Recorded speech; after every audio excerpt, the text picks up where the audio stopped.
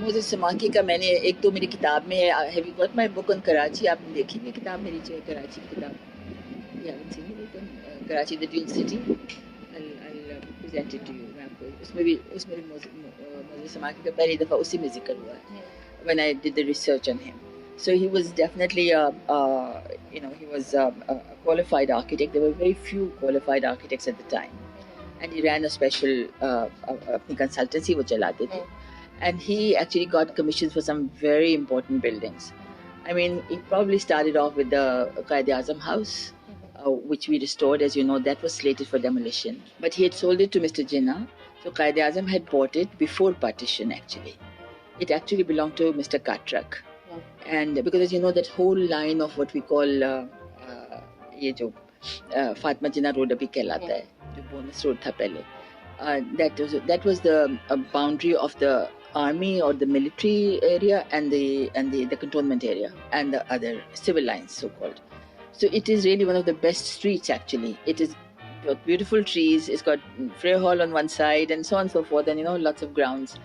So this and Mr. Jinnah, as you know, was very good with. I mean, he had a very good eye for really good things. I mean, if you look at his furniture, if you look at his carpets, if you look at his properties, fine taste, absolutely amazing. I wonder what Malabar house is like. Yeah, so it would be absolutely incredible. So, and he did them well, and I mean, when we finally got the stuff from Muhatta Palace, when that was all stored there, after Miss Jinnah's death. So when we restored the Qaid-e-Azam house, then the Department of Archaeology was the custodian. So I went with them, of course. We went and we got the stuff. And most of the carpets were gone, incidentally. But whatever was there was very beautiful. And the furniture was also very beautiful. So that was brought in and so on. So that's when I had a chance to look at things. So that was the first one that we can think about what Somake did. That one house. And it's a very simple house when you look at it. It's... he spent a lot of effort on the front of it, whether the balconies and the balusters and so on, and then the porch that comes out. But at the back, it's fairly simple. And in fact, I think we'd lost the steel staircase that was there at one time. So in fact, remember that very famous jurist, जो पारसी थे, क्या नाम था उनका, बहुत ही famous थे. He was demolishing his house, so we got the staircase from his house and placed it there. So that's also old, it's not a new one. So that was the first one that I came across with Somake's work. And then of course you have the Victoria House, is it called Victoria Building hai, और उसके साथ जहाँ पर वो Cafe Grand होता था, Edward House.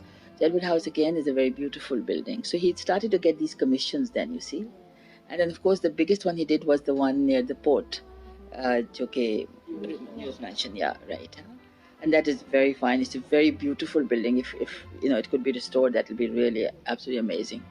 So these are definitely the 4 buildings that we know of. There may be others. I don't know कि आपने कोई research किया, आपको पता चला कि नहीं. There's Karachi Goan Association. Karachi Goan Association Hall is, and then there was some Northwestern Hotel also near the railway line. Absolutely right. That was demolished, and that was we made a lot of fuss at that time. It was one of the most beautiful places. It was really, really nice, actually. Yeah. So, but the surviving buildings are now very few that are left. But we know that he did design that mosque because we've got the drawings. But I don't think we tried to find out. It was never really built. So yeah, exactly. So that wasn't built.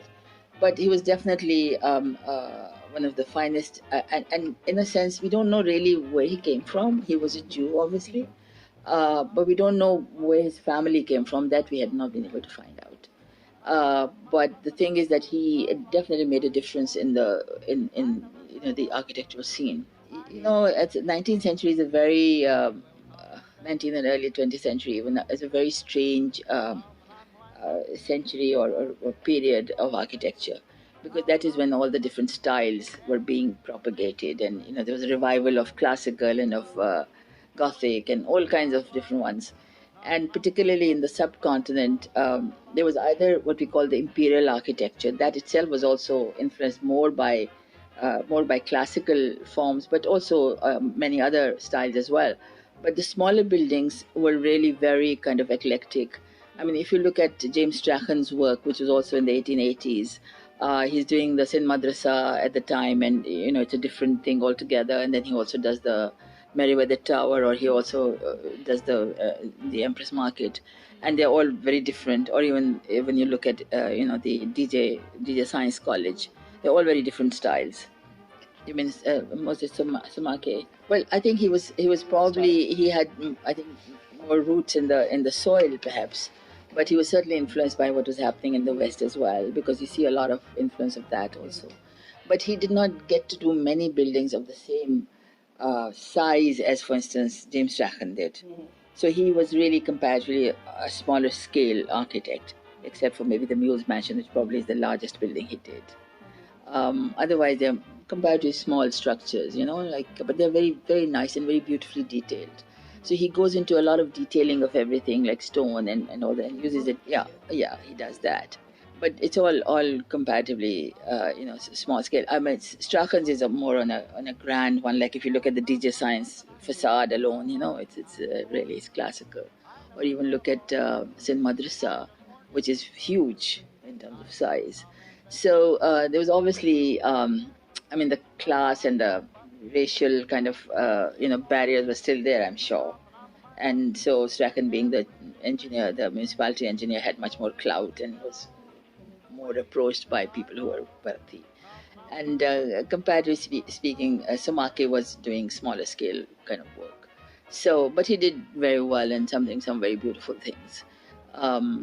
There were not that many locals, and I suspect he was local in some way. I'm not quite sure, but I think he was. And I think what's important is he was Karachi based. A lot of, if you look at the archives, the KMC archives, for instance, we found that there were a lot of architects who'd been practicing in Bombay, and they would come and work here. But the address of Sumaki was Karachi, so he was obviously a locally based person. So I think his value is great for the city, and also in a sense to say that that local people were now coming up also, that they were able to do things. So that's really something very interesting.